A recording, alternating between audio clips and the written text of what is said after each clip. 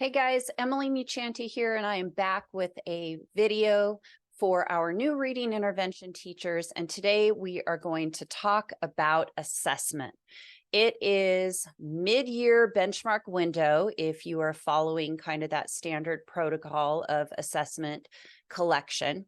And this is a time where we really need to go back and understand what we're doing, why we're doing it, and what tools we need to use to make this process efficient and manageable and helpful in order to improve outcomes for our students. But first, I want to ask you to please like, subscribe, share, leave me a comment. I would love to hear what you're doing in the world of assessment in your own intervention programs. And I would love for you to stick around to the end because I have a little gift for you that I think is going to help you along this assessment journey. All right, so to get started, let's first remember the importance of assessment in general. We have a number of different assessments that we collect throughout the year at every single grade level to give us a variety of information. But particularly for the purpose of intervention, there are four main types of assessment that we should be doing for very different purposes that really help to bring legitimacy to our intervention programs and help us to know that what we're doing is actually working so that we can move these students out of intervention. Now, we're going to begin with the first main assessment type. And if you've seen any of my other videos about assessment, this might sound familiar to you because I feel like I get on this soapbox all the time. We have to start with a universal screener. The universal screening tool is so important to what we are doing in every facet of our education profession. That is where we have to start. And sometimes I think that we as teachers find that you're giving so many assessments here and there, you may not really understand the purpose, and therefore you're not really using them to their full capacity. Or maybe you're collecting them because somebody tells you you have to collect them and you are not really thinking that they're valid. And so they just kind of sit on the shelf. So I want to first remind you that assessment is only good if we actually use it for the purpose that it was intended, and we use that in order to drive those instructional changes for our student. Okay.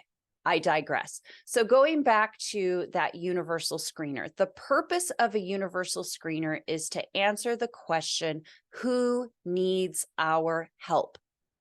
We cannot just rely on observations and gut reactions in order to deliver instruction, particularly intervention. And so we have to have something that is very concrete. And a universal screener is intended to be given to every single student on your campus, in your building, regardless of label, for the purpose of determining if that student needs help. Now, we also need the universal screener to be efficient, reliable, and measuring the things that we know are important, which means that it should be a tool that is measuring those essential early literacy skills of phonemic awareness, the alphabetic principle, phonics, comprehension, fluency. Okay, those are the things that we are looking at. So I talk to you a great deal. I feel like the best one out there is Acadience, but Dibbles is another option. We want to make sure that every single student is receiving a universal screener. Now, what do you do if you are the only person on your campus who is responsible for screening? It doesn't make a lot of sense, nor do you have the personnel or the energy and the time capacity to screen everybody in your building. And so a lot of schools are relying on computer adaptive tools such as iReady. I think Lexia, Star, those kinds of things are what they're calling universal screeners. I wouldn't say they're a very effective universal screener, but if that's what you have and you are the only person, then you start there. So let's say that you've got Star or iReady. You take that data and you go through those reports to see who is generally at risk. It's important to know, though, that those computer adaptive tools are not standardized testing procedures. There are no no standardized testing procedures because kids are being given different questions. Some are not receiving certain questions, some are receiving others.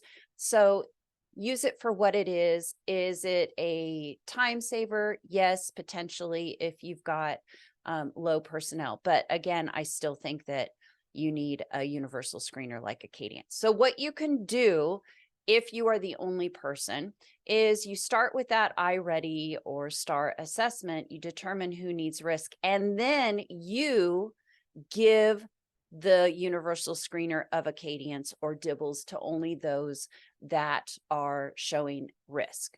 Okay, that's one workaround there. So remember that this is meant to be quick and efficient.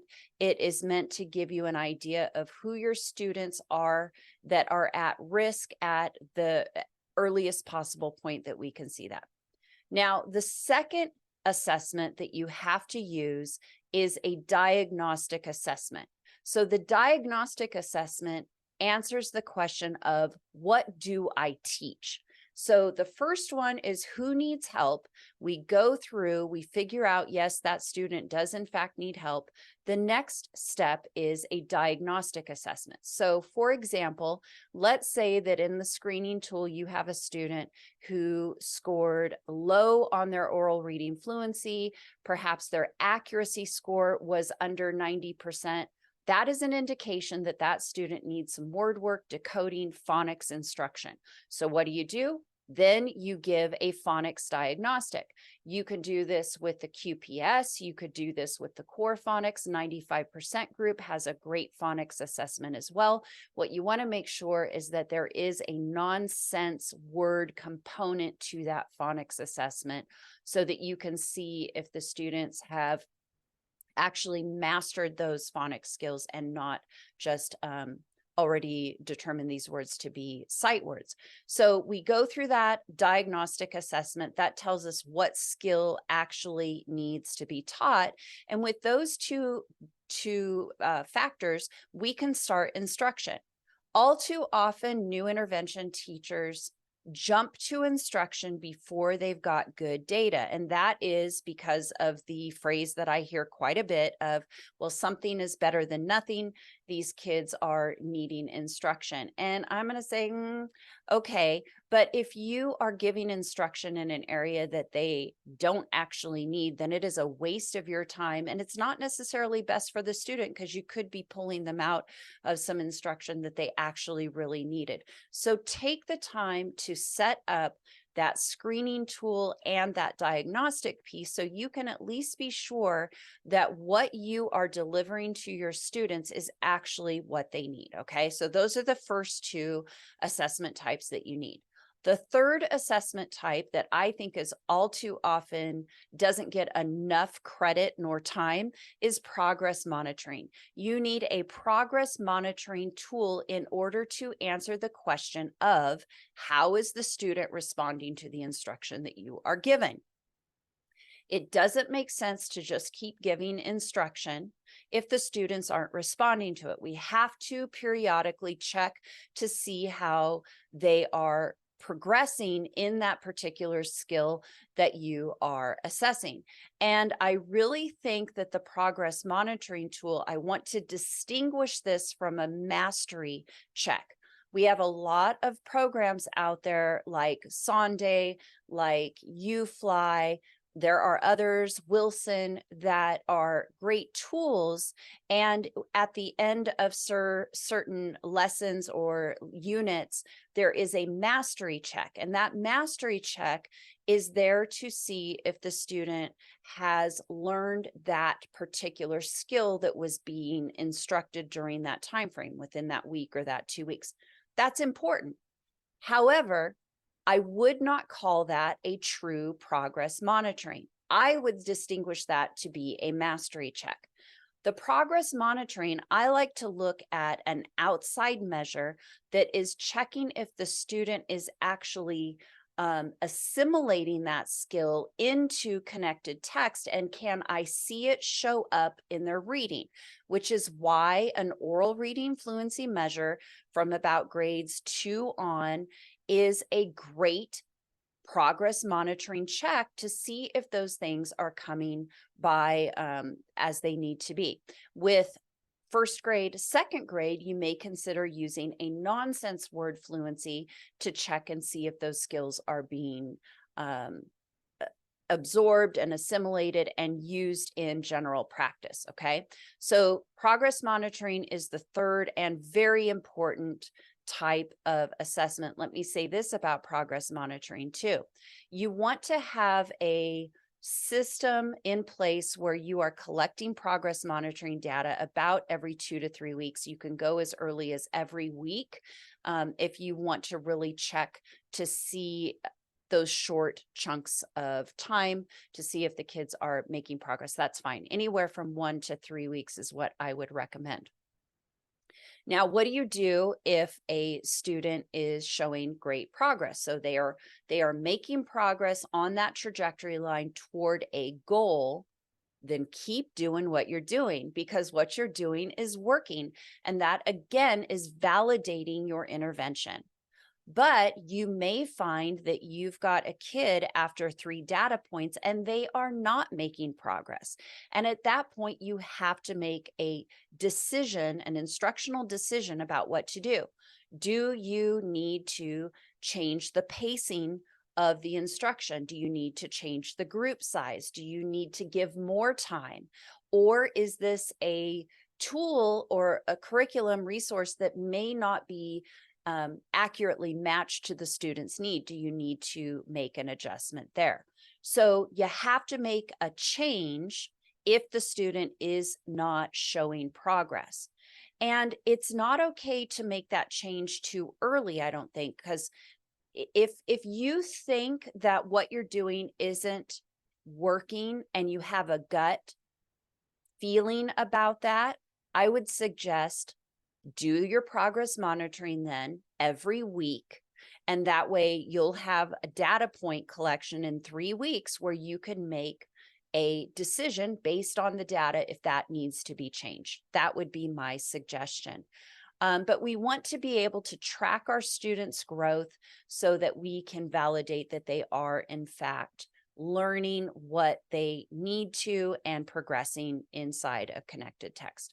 The fourth and final type of assessment that is really important in reading intervention is your summative assessment or an outcomes assessment. This is something that we are looking at the end of everything to determine, are those foundational skills in place and are they transferring to outside measures? So our benchmark windows within that screening process gives you a little bit of a look in that, but really what I know what school administrators want to see, what we all want to see, we want to see the end of the year CASP, NAEP, LPAC, MAP test, whatever it may be in your state, we want to see that big test move. And I'm going to say this, sometimes movement within those outside summative measures takes a lot of time. You have kids that are struggling and they are falling behind, and you are developing a program to fill in those gaps, those instructional gaps. And so it will take some time. Sometimes it takes 2 years, 3 years.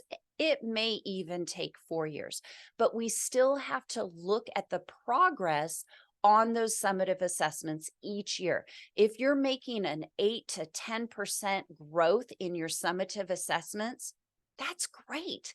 And you will notice that if you kind of plot that out over the years, you're going to make some serious gains, that's going to make your administration happy, your school boards happy, your district happy, and really establish yourself as an instructional leader in this type of realm. So those are the four main assessment types that you need to have inside of your reading intervention. We start with a universal screener. I gave you a workaround if you don't have the personnel for that.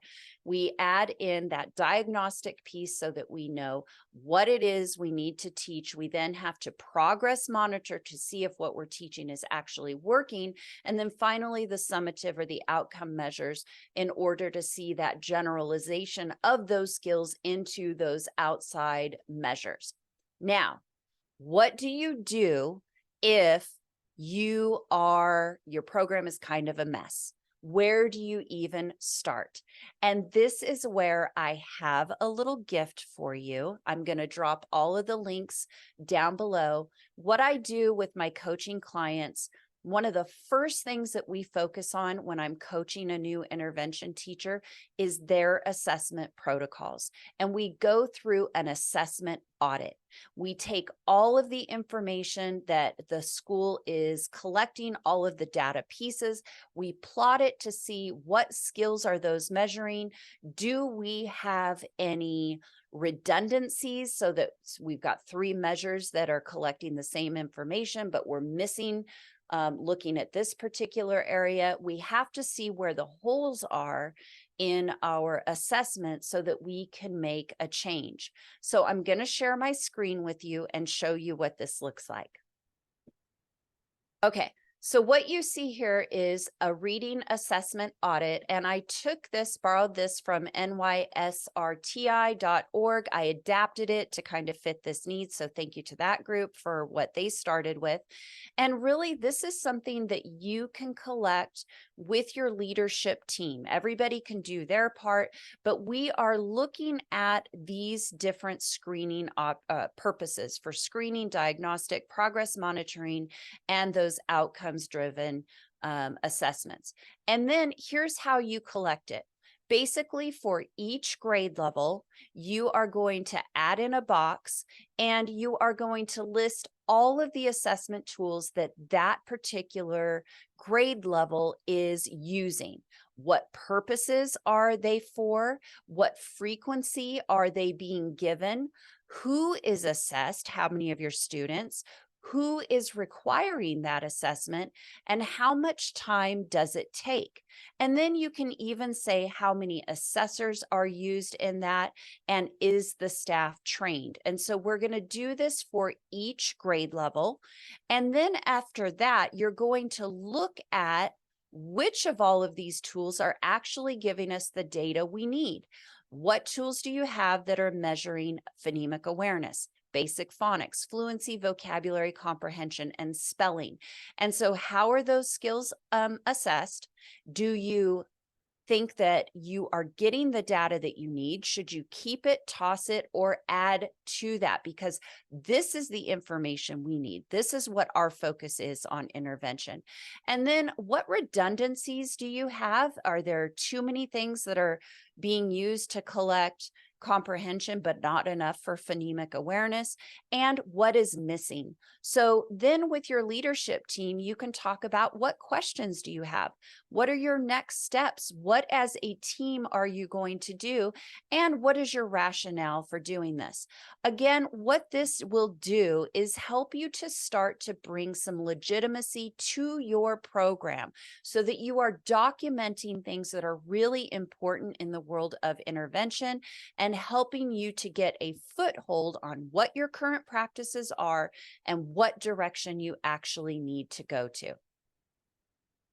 Remember that I'm going to put the link to this assessment audit down below. You're going to visit emilymuccianti.com/audit and fill in your email, and I will send it to your inbox. You can make a copy of it. You can use it as you see fit. And if you would like to have a further conversation with me about your results, book a discovery call. We can do that as well. So I hope that you found this information helpful. I hope it gives you a direction as you are coming off of your middle of the year assessment window. It's a good time to look at your current practices and making sure that you are aligned to best practice, because all of the instruction in the world is not going to move a kid if we're not instructing in the right area. And how do we know if it's the right area? It's all about the assessment that we collect to determine that. So again, thank you for what you do. Leave me a comment, like, subscribe, and share, and bye for now.